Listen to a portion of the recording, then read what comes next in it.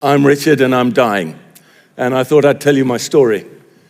I work in financial services, and one of my favorite clients, their headquarters is in Brussels. And if you go into the men's toilets in their offices in Brussels, in front of each men's urinal is a sheet of A4. It's laminated for obvious reasons, and it has on it what's called their lessons from the loo. It's basically all the deals that went south where they've lost 20, 30, 40, 50 million, and the lessons that they've learned. So what I'd love to share with you is my lessons from the loo of life when it comes to money. I became a Christian when I was 16. For the first half of my life, first 20 years, God called me to be a professional actor. That didn't involve making a lot of money, you'll be surprised to know. I was taught, give the first 10% to the church and the other 90% you can do with what you want. Actually, we couldn't afford orange juice, we couldn't afford biscuits, didn't amount to much. And then in the late 90s, I was in Japan doing some Shakespeare. I'd been away from home for 5 months, and our third daughter was born, and I cried out to God for a way to earn a living that didn't involve living out of a suitcase. And he very graciously answered my prayer. I was asked, long story cut short, by the chairman of one of the largest companies in the world that I'd never heard of to kind of help him do his speeches and do his communication. And that started a journey of what we and my team do for the last 25 years. Basically, we help people persuade other people to give them hundreds of millions of pounds. And the challenge of that is I would find myself earning in half a day or a day what I had been earning in a week, 2 weeks, a month as an actor. What did I do with that? Well, 10% went to the local church. The rest of it, I'd been told, was mine to do with what I wanted. So what did I do? I looked around my church, I looked around my town where I live. Without even thinking about it, I inflated my lifestyle. What had been holidays in the UK became holidays abroad. What was wool became cashmere. The kids went to private school. We moved house every 5 years because we could, up and up and up the property ladder. And after a while, I felt a deep disquiet that was the right thing to do. And Jesus tells the story about the farmer who has excess at the end of the year and builds barns. Can you remember the word that Jesus uses to describe that farmer? A fool. I was that fool. I came to the conclusion that I was a living embodiment of foolishness. Now, Jesus has some advice, actually, kind of at the back end of that story. He says, be rich towards God. But what did that actually look like? So I started to do some research, and what I found staggered me. If you take evangelical Christians in the world, 20% of them reside in the West. Let's call it North America, Europe, the UK, and 80% reside in the rest of the world. So you've got the wealthy church and the poor church. The wealthy church, evangelical Christians in the West, guess every year what proportion of our income we give away. 2.5%. I came to the somewhat shocking conclusion that I was one of the greediest generations of evangelical Christians ever to inhabit planet Earth. We give our 2.5% to our local churches. On the whole, they spend roughly, statistically, 50% on buildings, 25% on a staff team, 10% on missions. Some of that goes abroad.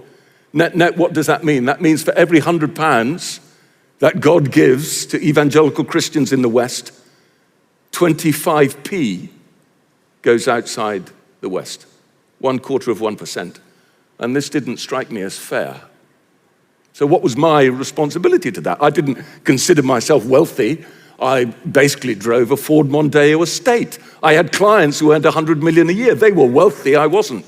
And I did the research. Guess how much you have to earn to be in the top 1% of the wealthiest people on the planet? £30,000 a year.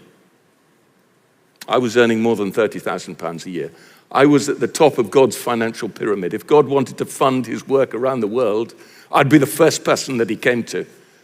So what did I do? I opened a stewardship account. We upped our giving percentage. And then the question was, well, who do we give to?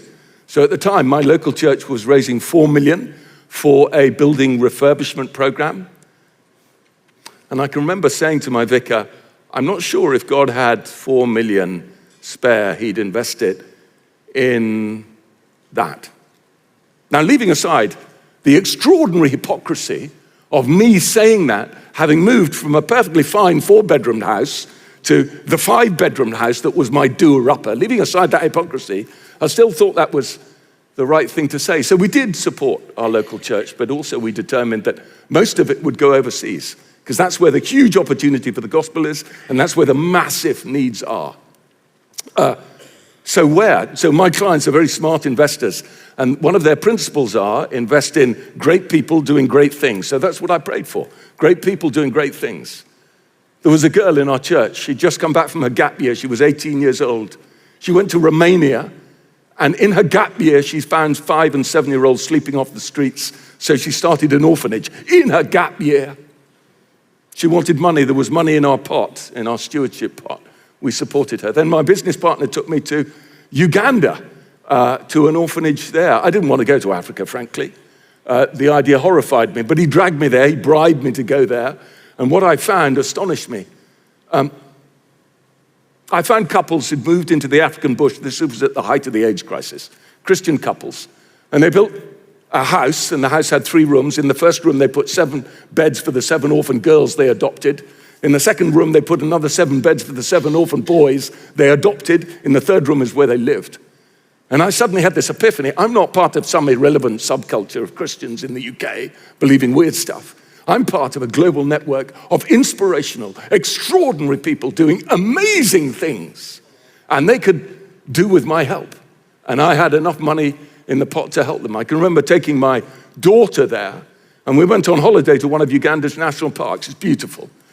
And when I was on holiday, I suddenly thought, I wonder if these kids have been on holiday in their own country. And I said to Sam, how much would it cost to actually take these 80 kids and their parents, community of 150 people, on holiday, probably the only holiday of their life, to one of their own national parks? And he gave me the number. Do you know what the number was? It was less than we would spend on a bog standard 2-week holiday in Europe for a family. And there was money in the pot. Jesus said something really interesting about money. He says, where your treasure is, there will your heart be. When I invested in that holiday, it gave me such joy, and it still does to this day. And the more I invested in his kingdom, the more joy I got, more than the joy of a new house, a foreign holiday, whatever it might be. And then somebody said, why don't you meet a man called Eric in Paris? We'll meet at a bistro. Never a hard thing to do, to have a meeting in a Parisian bistro. I went there and I said, Eric, what are you doing? He said, this was the beginning of the 2000s. I want to use the internet to convert the French. Good luck with that. How are you doing that? This was at the beginning of the internet, by the way. So my corporate clients were using the internet, but I hadn't met a Christian who was doing it. He said, I'm converting the gospel into like a 7-minute YouTube video called The Father's Love Letter. I'm then strategically using Google AdWords to draw people to watch it. And when they watch it, they can click on a link if they want to become a Christian.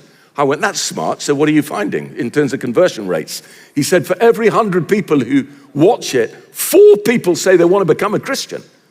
I went, that's extraordinary. And what's your vision? He said, well, I want to translate it into the other major languages. There are 30 of them.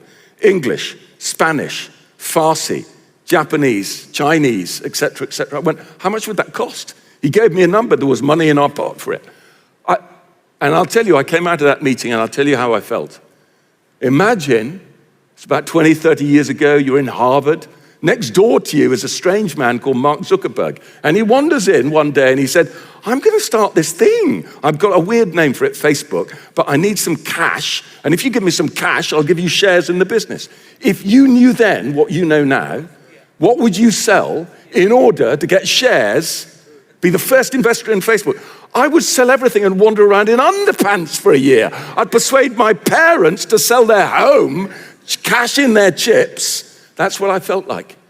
My mind space moved from, what's the minimum percentage I can get away with before God? And what is the most I can get for eternal treasure? Here's what I think. God pays us this is chocolate money. Can you see this? It's what you consume at Christmas.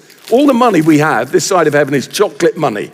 We can consume it, or when we invest it globally in what he's doing, locally, regionally, nationally, internationally, it becomes eternal treasure. And suddenly I was thinking, why should I spend 20 grand on a car when I can buy a old banger for 5 and invest 15 for eternity? Long story cut short, I'll take you to 2005. Our marriage collapsed. I was feeling awful. What was my first response to that? I'll buy myself a holiday home. That'll make me feel better. I like the sea, I like golf, I'll get somewhere there. And then a friend rang me up and said, don't be stupid, Richard, you're self-medicating your pain. There are better things to do with the money. And there were. There's a devotional I love called God Calling. 2 old ladies, about 100 years ago, anonymous. When they prayed, Jesus spoke to them and they wrote down what he said. And every January the 5th, I'd read this. This is what Jesus said to them about money. Don't be afraid of poverty. Let money flow freely. I will let it flow in, but you must let it flow out. I never send money to stagnate, only to those who pass it on. Keep nothing for yourself. Hoard nothing. Only have what you need and use. This is my law of discipleship. I wanted to be brave. I wanted to be braver. I wanted to be like that. I wanted to live without a safety net. So I stopped paying into my pension fund. And I set my lifestyle, and then I determined to give whatever the excess was away to invest it in the kingdom. I wanted to do that, but it was terrifying. Every January, I'd feel the enemy say to me, Richard, because I'm self-employed, at the beginning of a year, my diary's empty. Every January, I'd feel the enemy say to me, you know, this is the year you get found out. You know, this is the year that nobody's going to ring you. And I'd felt Jesus saying to me, will you give me until Christmas, Richard? If you're on a park bench at Christmas, we can have a conversation. For 15 years, I was fearing that park bench, and I've got 15 of these paper diaries in my bedroom to prove that you cannot outgive God, that God meets your needs in every conceivable way. And that for me was really, really exciting to be part of that journey. And then I'll take you to 2014, Christmas Eve. I'm in a hospital in Watford, and a young man who looks like he's about 16, is actually a doctor, comes and kneels down, looks up into my eyes. That's never a good sign, is it? And he says, you've got cancer. We think you've got cancer. On January the 5th, I was with an oncologist and they confirmed it. My cancer was mesothelioma. It comes from asbestos. They reckon it comes from asbestos in old theaters, actually. And it's incurable. And they said, you've got about a year, 18 months to live. At that point, my son, who was in the meeting, had his laptop open. He said, Dad, I found it. I said, what have you found? He said, I found a mesothelioma joke. The oncologist was somewhat surprised. I said, okay, what's the joke? He said, how do you treat a patient with mesothelioma? As best as you can. Anyway, memorable moments. Since then, I've had chemotherapy, 2 big operations, 60 rounds of immunotherapy, 60 rounds of radiotherapy. A couple of months ago, they said the cancer's moved from the right lung to the left lung. It's stopped working, so we're going back to chemo. So I'm in the middle of chemo, so my brain's a fog and I have to sit down. And here's my thought. The closer I get to death, the more grateful I am. Because I'll tell you this, if somebody's got a servant heart, I've got the opposite. I've been awful at talking about my faith to other people. I've been dreadful at inviting people to Alpha or Christianity Explored or whatever it might be.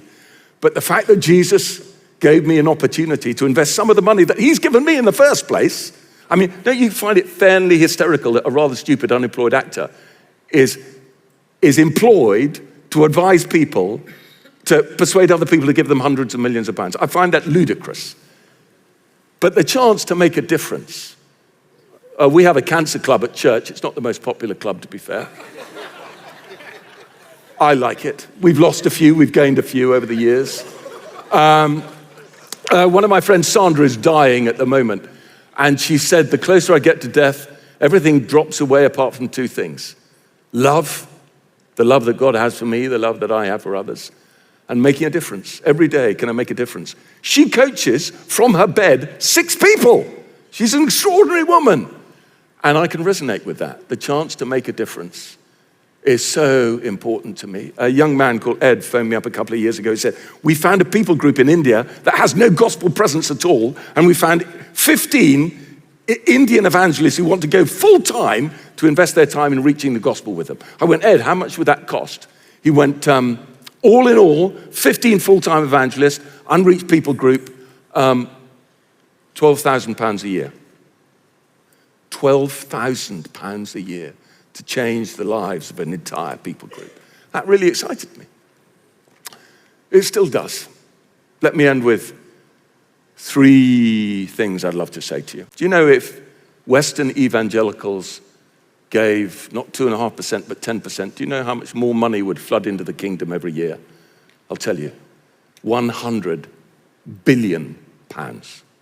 That's 100,000 million pounds. That's the same that Putin is pouring into the war in Ukraine. Imagine that as a power for good across the West, across the world. But I'm not asking you to be more generous for that reason. It's for purely selfish reasons. This side of heaven, I've known very few things that give more joy than being a part of what God is doing financially. And in eternity, actually, we get this treasure. What is this treasure? John Lennox, who many of you know is a maths professor at Oxford, lovely Christian man, and he's written a book on what to do when we invest our time and treasure and talent. And he uses the story that Jesus tells of the dodgy steward who used money to buy friends. And he says, when we invest our time and our treasure in what God is doing, we make friends. We make friends. I have friends all over the world by God's grace. And I'm so looking forward to getting to heaven because we're going to sit down and I'm going to hear their stories. And the fact that I've been able to play some tiny, tiny, tiny minuscule part in their stories thrills me now, and I know will thrill me then. I hope that's part of my treasures. One of my great heroes in life is a man called George Muller. For those of you who don't know, George Muller was a Victorian German gentleman who God called to move to Bristol, and God called to look after orphans. And in the course of his life, he looked after 10,000 orphans. He's one of the founding fathers of orphan care in the UK. George Muller's life has 2 extraordinary elements to it. Number 1, he never asked anybody for money, and looking after 10,000 orphans costs a lot of money. The only person he asked was God. Every day he asked God, and God gave him 210 million pounds at today's prices. Now, why could God trust him so much? I think the second thing that makes Muller extraordinary is of the 210 million pounds that God gave him, he gave away to other ministries all across the world, 70 million.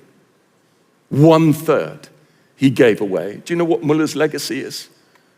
Because at some time he supported 200 missionaries in China. Muller's legacy isn't just what he's achieved in the UK, it's the growth of the Chinese church.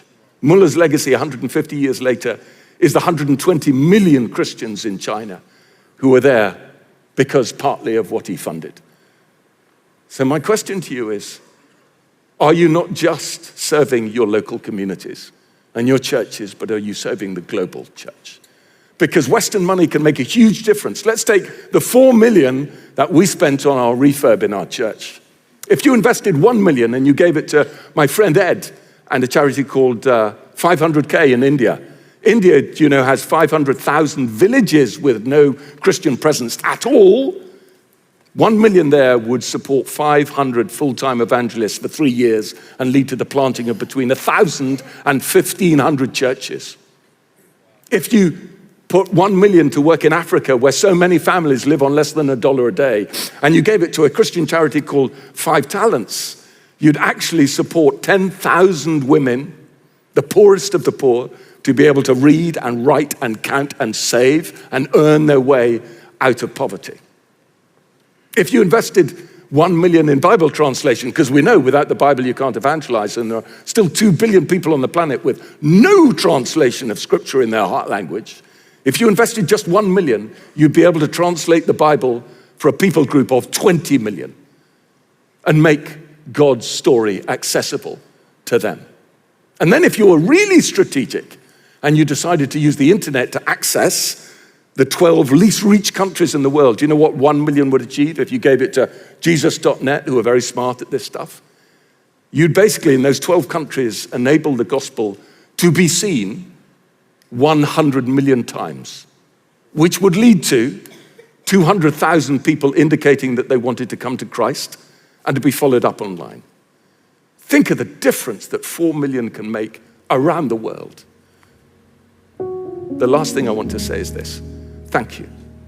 Thank you and bless you in everything you have done for his kingdom, in everything you are doing, and in everything you will do. Bless you.